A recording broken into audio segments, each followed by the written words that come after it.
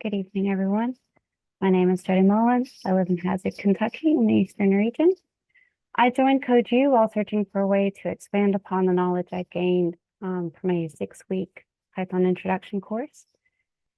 That was Stanford's Code in Place program I participated in last May.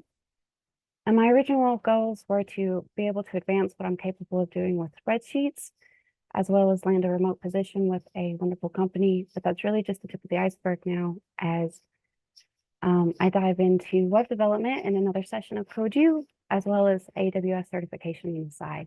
It's Kick's Quest that follows a small business. The majority of the data that I look at and analyze is to discover where would be the best location to put a storefront in the future. And our main sales are primarily just plain white shoes that the entrepreneur hand paints designs. And then there's a bit of a niche market as well that are shoe charms that I call adornments throughout the code. And so the majority of my project uses Python to do the heavy lifting. On one side, we can see there's a script here where I create my database and it automatically populates with one click from the data that I have available. And then on the other side of the screen, I can create folders, and there's a little demo available as well, where I can save the output, my charts, and any data that I analyze into folders for the entrepreneur to view later at their convenience. And to work with the database, I did have the pleasure of creating my own SQL queries, which we can see here.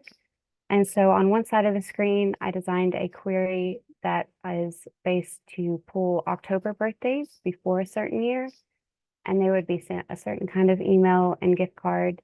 And then on the other hand is a separate query, and it also pulls October birthdays, except these are birthdays after a certain year, and they would get a different kind of gift card. And to deep dive into the numbers, so for instance, if I didn't want to look at the whole business, I just wanted to see, are the shoe charms profitable? Should I continue selling them? I can do that. And again, those are called adornments throughout the code. And I can see a total profit for them and which state that comes from.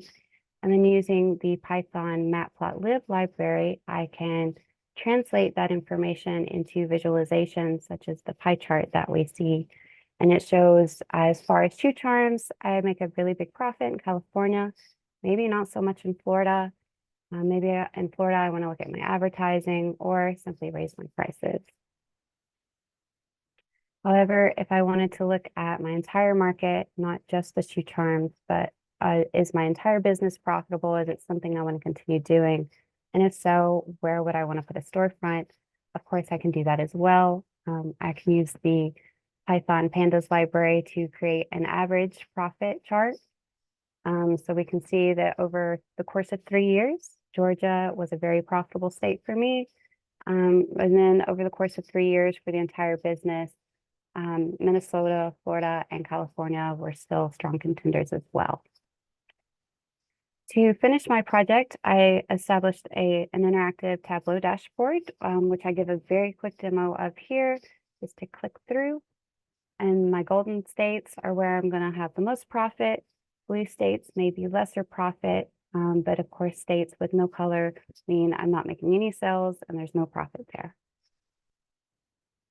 And then the conclusion of my Tableau dashboard does show down to the zip code where I experience a lot of sales and a lot of profit. And we can see that while California may have a fairly strong business for me, that I would most likely want to put a storefront in the Southeast in the future due to the number of sales and general profit available there. And that is my entire project. Thank you so much, everyone. Have a wonderful evening.